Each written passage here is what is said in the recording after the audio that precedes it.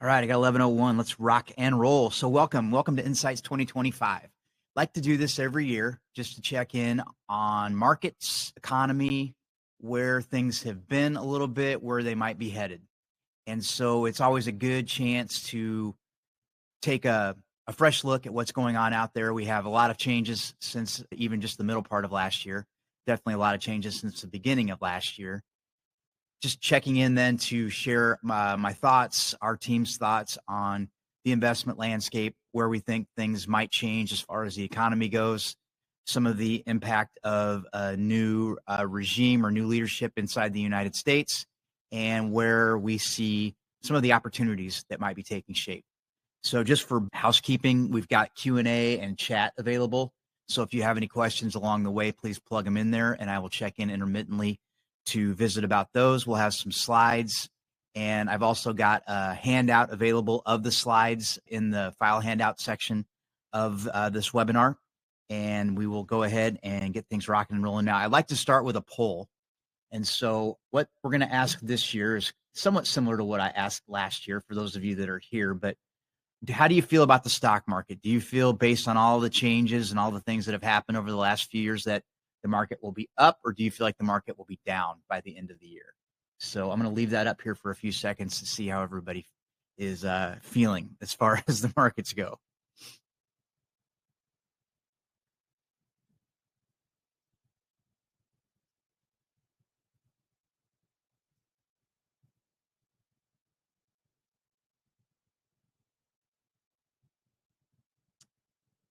All right. All right. We'll wrap it up here. Okay, well, the results were up. Everybody feels the market is going to be going up this year. So generally, I get a bit of a mixed response, but this year, everybody seems to feel pretty positive. So that's good news. And we'll wait things out to kind of see how they go. But always good to see that we're starting on a good note. And I think that's natural. What we've had is the last few years of markets performing very strongly. And when that happens, it feels like, well, why would it end? Why can't we just continue to move forward? And definitely momentum plays a role in the markets. When we see a lot of buying going on, it tends to develop some groupthink. A lot of the institutions begin to pile on because they don't want to miss out on upside. And so we are definitely in what's called a secular bull market. And so it's not just as if this is a short-term phenomenon. We've been in one since 2008. Once we got through the mess of all that banking crisis and the market began to recover, even with the Greek debt crisis, with lots of challenges in interest rates and inflation and a global pandemic, we have managed to stay above board and managed to have the markets continue to go up. The question now, as we move into the 2020s, further into about halfway through this decade, is will that continue? And if it is, where will the opportunities be? Do they continue to be in big technology and artificial intelligence, or are they starting to show up in different places? And so the framework that I've laid out Insights 2025 for is under the moniker of Uber. And I'm just using the first letter of each of their trademark here. And the U being for uncertainty, B for boring, parts of the market that have been boring, are they going to stay that way? Earnings, what happens to company earnings and how do they shape up over the next year or so? And then it's kind of been the roaring 2020s, like the 1920s. Will that continue? Can we count on that here in the future? All right. So as always, we have our very important disclosures. And all right. So uncertainty.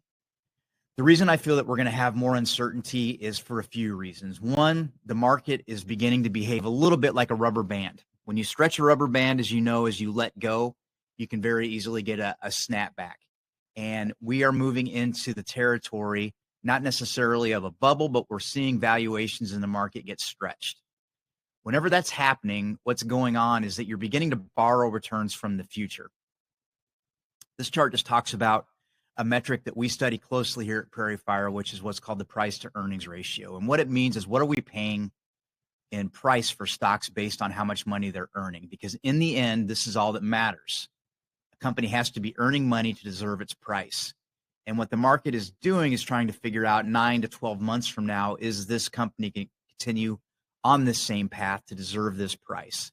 So when you see Apple and you see NVIDIA and you see these companies trading every day, what the market's beginning to figure out or trying to figure out is Are they going to meet their projections a year from now to deserve the price that we're going to pay for it today?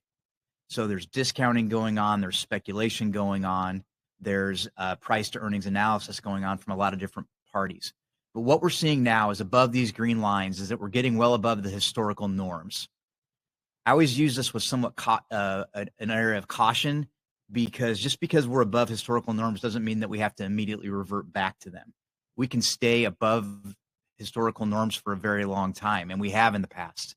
And so back to the late 90s, if you look at this chart, you can see we were above there for quite a while. I remember sitting down with another advisor early in the 2000s when I was just beginning to shift my career from banking to advisory.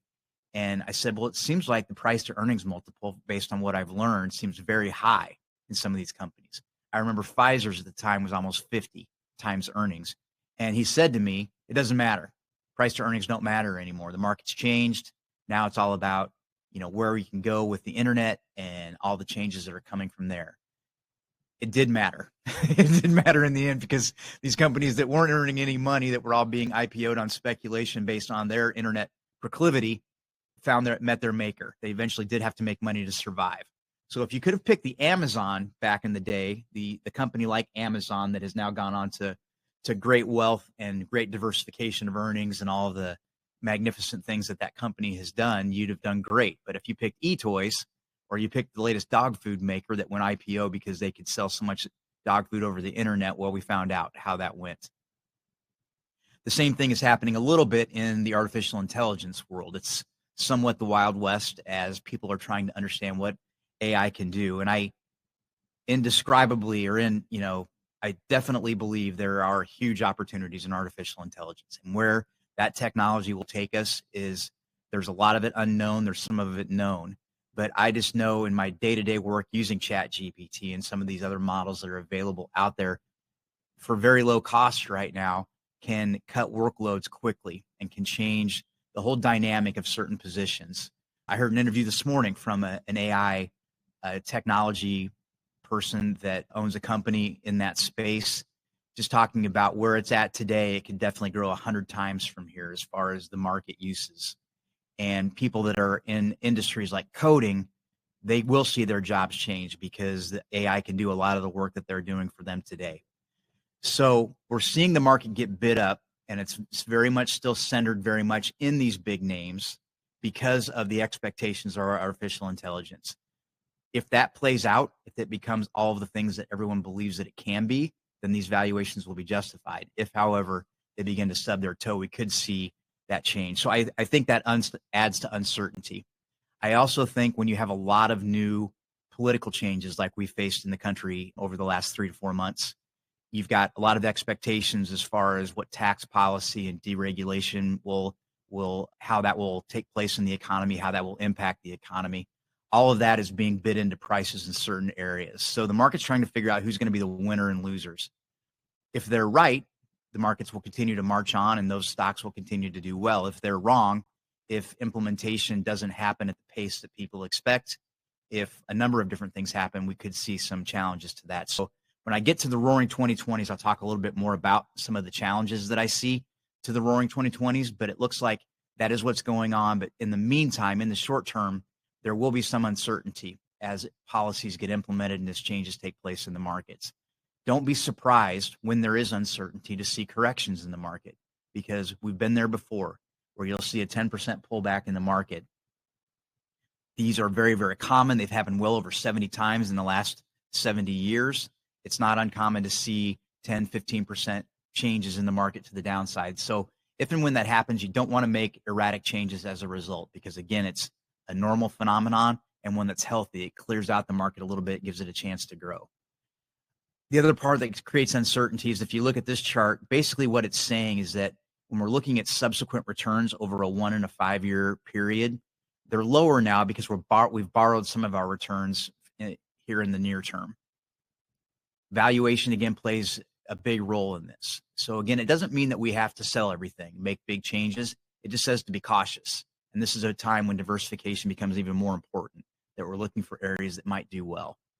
That leads me then to our B area, which would be the boring sectors or the boring parts of the market.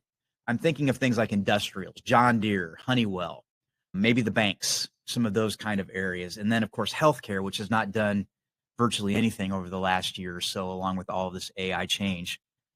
I think what you're going to see is that those parts of the market can begin to perform well because, frankly, they're just a lot less expensive. So when I talk about value and growth, I'm just talking about two different styles of investing in the market. Value is the Warren Buffett buy low, sell high. You've got to buy at the right price. You've got to sell at the right price. Growth says buy the stocks because over time they're going to grow. Microsoft is a growth stock where you believe you're going to pay a certain price well above the rest of the market because their growth percentages and expectations are way higher than others. Value is saying we're going to grow at a steady pace, but we want to buy it at the right price because if you don't, you're not going to be rewarded in higher price appreciation with the value stock. So what we're beginning to see, and we've seen this happening for quite a few years now, is that value is getting a lot cheaper than growth in the market. And this is why I think it's important to own both. I could be wrong that value could stay low for a long time, or we could begin to see this reemerge. So you want to have some growth to offset that. But it's also, I think, imperative not to ignore the value side of the market or the boring sectors like industrials to take advantage of what could be a wholesale shift. We don't know when this is going to happen or why, but inevitably it usually does happen in the market. So when we look at the weighting of the market and some of these performance numbers, if you look down the chart a little bit into the light gray areas, it shows year to date last year where some of these sectors have performed. And you can see that things like real estate have been down, healthcare has been down. Year to date, they were up a little bit, but we did see some pullbacks, materials, those kind of areas.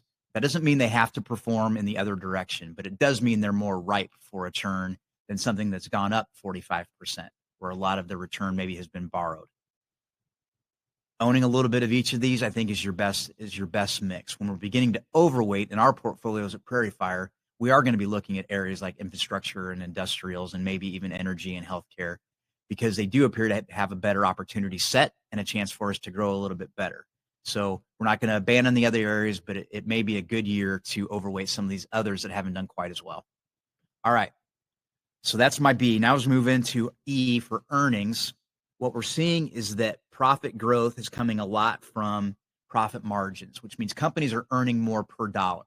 So as they're investing in their companies, as they're growing along the way, they're able to invest in their companies and basically make more with the same amount of people, the same amount of resources. Their costs of goods sold are basically staying the same.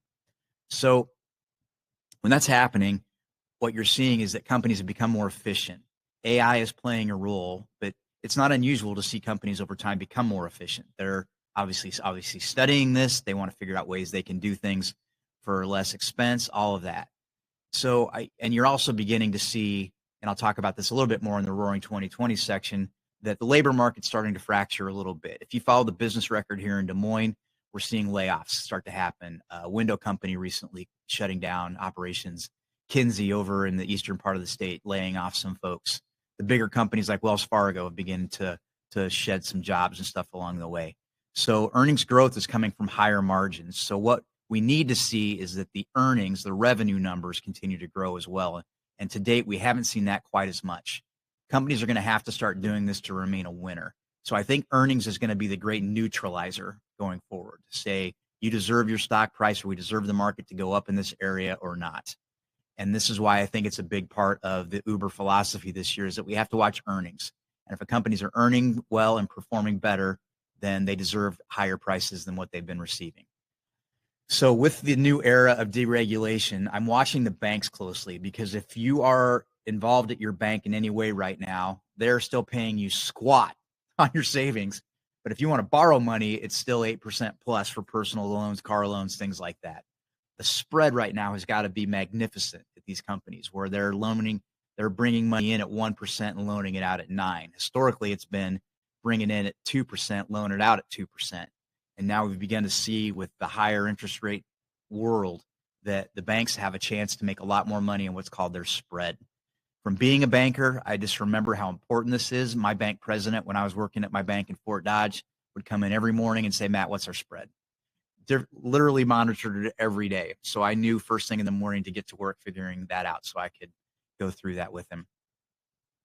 So don't think they're not watching this and enjoying it. And you're beginning to see it in bank price, the stocks of banks going forward. And yeah, so I just think that's an area to pay close attention to, and why I'm saying the boring sectors might begin to reemerge. Okay, let's talk about the roaring 2020s then. So far in 2022, at the beginning of the year, if everybody remembers, we were due for a horrific recession and a crappy market. All right, that didn't happen. Excuse me, that was 2023. And then in 2024, everybody's like, well, maybe we were wrong. The Morgan Stanleys and the Goldman Sachs of the world all changed their forecasts. Maybe we'll be okay. We'll grow 5 to 7%. Well, market was up well above that last year, if we remember. So this year, the consensus is everybody's really kind of tucking tail and trying to play it safe. Oh, maybe 7% in the market. Some of the more aggressive ones are calling for 20% gains. Very few are calling for big pullbacks because they don't want to be wrong. They've looked like idiots the last 2 years, and they're protecting their reputation. So they'll come out with a very sanguine, very safe forecast. Will and I joke about this a lot because then come June, we're going to see Morgan Stanley, or who I like to pick on Morgan Stanley. We all know this. So they'll come out and say, well, no, this is our new forecast. You can't count on these things. Forecasts are a joke. What's going to matter for the roaring 2020s are the things that we're going to talk about here. And these are out of every analyst's control. They are going to be determined by the market. And we need to be ready for both directions of these things to happen. The first being inflation. We have seen inflation, as you can see, back to 2022 come down significantly. We're back into more normal areas of 2 to 3% inflation. The Fed's goal here is to get inflation at or below 2%. It shifted a lot, as we've talked about in our previous discussions on inflation, from energy being a big deal after COVID to now it's more housing and shelter. All of these natural disasters are going to make insurance continue to be very inflationary. We've also got new policies coming into place like tariffs, which I'll talk about here in a second, that could be inflationary depending on how they're implemented and how they impact the American consumer in particular. But to date, they've managed this pretty well, the Fed, to get inflation back down by lowering interest rates. And so this is one to watch. I'm curious about inflation. I think there are areas where it could be easily reignited. And where that could happen is difficult to say. But the era of very, very low inflation in perpetuity back to the 80s, as you look at this chart, may be over. I don't think we're going to head back to the 70s, but I think more persistent 4 or 5% inflation would not be unusual or out of the question. So then that brings us to the other part of the Fed's mandate, which is keeping unemployment below 4. Right now, we're seeing that right around the 4% area. As I just mentioned, though, we're beginning to see the job market fracture a little bit. We also have big changes in our immigration policies. Where we're going to find workers is going to be the bigger job. So if companies want to grow, they have to have workers to help with that. AI comes in to some extent, but we're still a long way from AI taking over the workforce. We're also in the whole change post-COVID of bringing manufacturing back to the United States. Where are you going to find your workers to do those jobs? Remains a big question. I saw yesterday Holmes Murphy here in Des Moines is moving to the old card services building that Wells Fargo used to occupy over by the interstate there and by Des Moines Golf. And they want to add 200 jobs, all paying $38 plus an hour. All right, so those you may be able to fill, but who's going to take care of cleaning up the building and doing all the other work that needs to be done in these areas, the service industries that continue to have challenges in this area?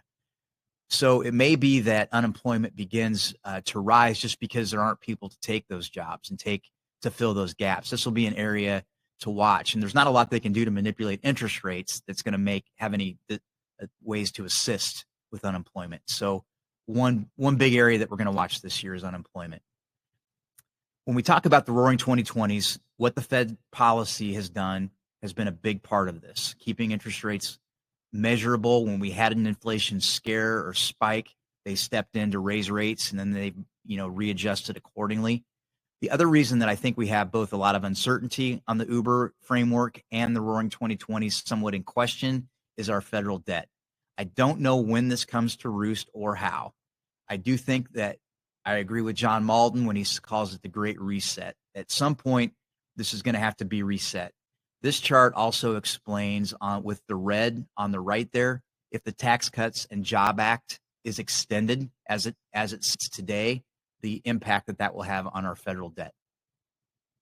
This is an issue that will make our economy much more sluggish because we have to pay back our federal debt at higher interest rates, or at any rates, to the point where the market's going to agree to take on our debt at a certain price. If they decide they want a higher risk premium because our debt just continues to grow, that creates that we're basically a more risky lender. As you can imagine, that would make rates go up. This is a big concern for me for the roaring 2020s and how we move into the 2030s, is how our federal finances are going to be managed. I know the new president and new administration is making a lot of promises around DOGE and bringing the federal deficits down. I hope so. I hope that works, and I hope we can find ways to keep our debt in check. Until this is a crisis, I don't see any political plans to do anything about this. And how it manifests itself as a crisis would be some sort of debt issue where we need to borrow money to keep our economy going, and for some reason we can't, or we're hindered in that effort.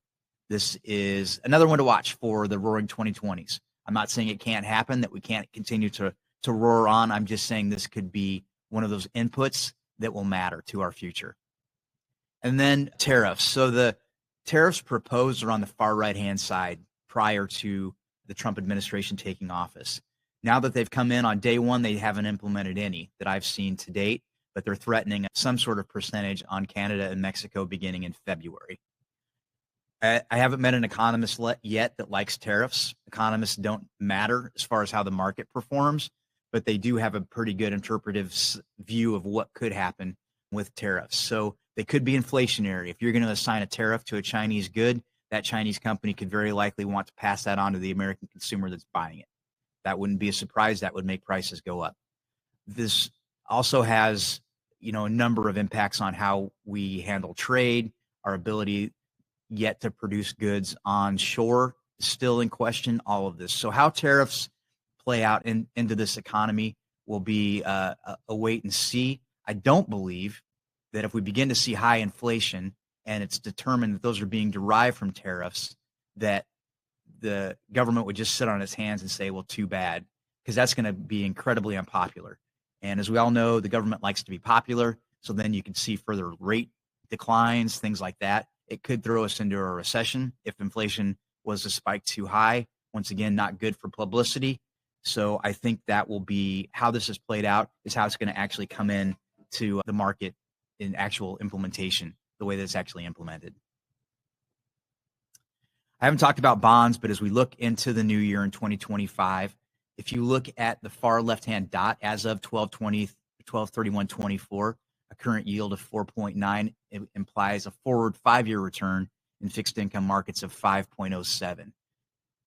I think it's a good sign for generally the bond market health as a whole. Because rates went way up, you saw bond prices come down significantly. Now as interest rates have come down, bond prices have gone up and kind of steadied here. I think then getting some coupon, keeping your investment time horizon short with the bond market makes a lot of sense right here. But there could be an opportunity set in the bond market where we can begin to make more than what inflation is inside of fixed income. I don't think we're there yet, but as I look at this chart, it does give me a little bit of hope that looking forward, we might have some opportunity with the bond market. And then just going back to valuations and why I think uncertainty is a threat to the 2020s is just where we're seeing the current yields, like on U.S. large cap, the earnings ratio compared to where they were just a year ago and where historically they've sat. It just is reminiscent of some of the times when everybody believes something is going to happen. The market really gets behind it in a big way and just tends to overbuy it over time. And in some way, shape, or form, we could be somewhat close to there. So, all right. I'm going to move to chat and Q&A to see if there's anything there that anybody has any questions on. Alrighty. Let's see here. As we wrap things up, I wanted to share a few quotes from Howard Marks. If you've never followed and are interested in the markets, and he's a bond guy, so he doesn't really talk a ton about the stock market, but he talks about markets in general. And I've just found him to be he uses the term second level thinking.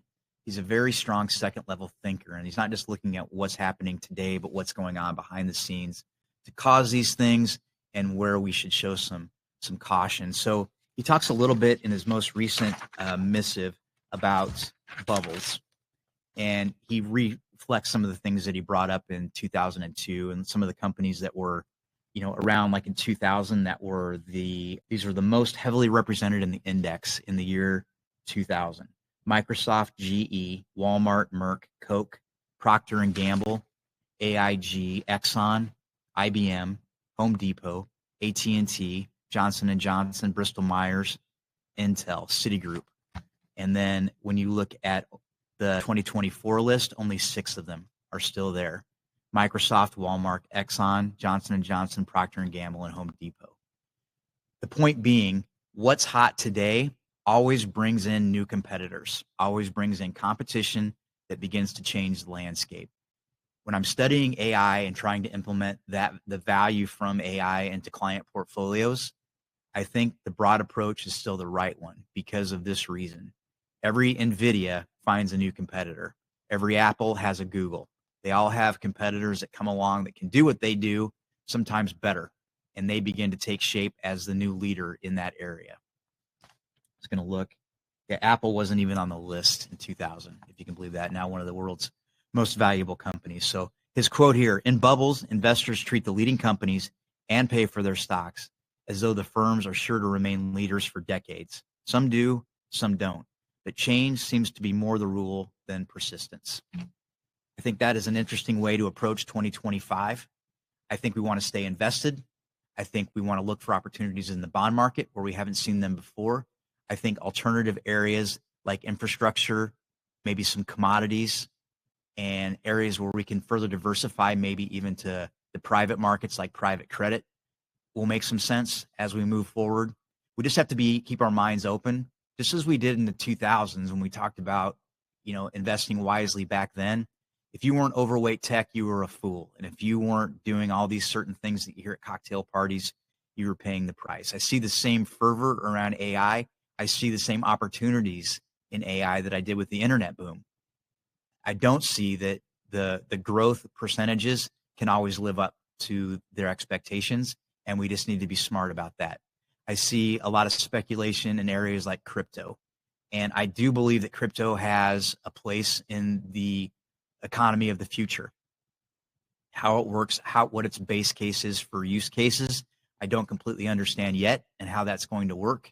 I think those that are investing in crypto need to do it wisely and with a portion of their investment mix that they can afford ups and downs, because to date it's proven to be very volatile, no matter what part of the crypto landscape you're investing in. But we can't also just say, oh, it's crypto, it's bad. That's not necessarily the deal. Oh, it's AI, it's bad. We should avoid it at all costs. I think we want to stay involved. We want to learn. We want to be wise to the changes in the future, but also give ourselves a chance to release the pressure valve. It's I guess the best way I can come up to describe that, to say, all right, we're not going to put all of our eggs in this basket, but I do want to participate in that future growth, because I want my investment portfolio to perform above inflation. I want to get myself ready for retirement with dignity, and I want to make sure that I'm being the most informed investor that I can. Thank you all for joining today. I'm not seeing any questions in the spot, but I appreciate you joining. We'll have a replay available for everybody. We'll be doing monthly webinars throughout the year, and that will vary. We just did one on scams. That's available on our YouTube channel if you want to watch the replay of that. That was very interesting, Will, and I got to visit with a gentleman from the Des Moines Police Department that focuses only on financial scams and elder scams, and shared information there. Please share with us your thoughts and ideas of what you'd like to hear about as we come into the new year, and we will be continuing to stay very connected and communicating on a weekly basis what's going on out there, and available for all of you anytime for questions or concerns. So have a great day. Thank you for joining us for Insights 2025.